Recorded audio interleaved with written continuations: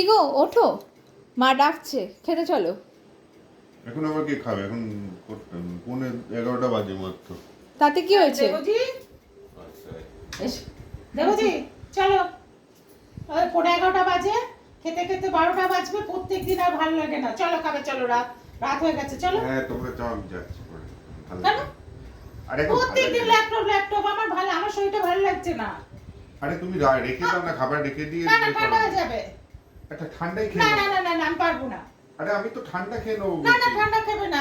তোমার জন্য যে আমার মেয়েটাও সারা এতক্ষণ জেগে থাকবে, আমার ভালো লাগে না। আরে চলো তোমার তো, মেয়েকে প্রত্যেকদিন খাইয়ে দাও ভালো না, লাগে। খাইয়ে দাও। আরে এই তুমি তো, চলো, আমরা তারপরে না খাবো। খেতে পারবো। প্রত্যেকদিন ভালো ও, লাগে না। আমি চলো তো। ভালো লাগে না।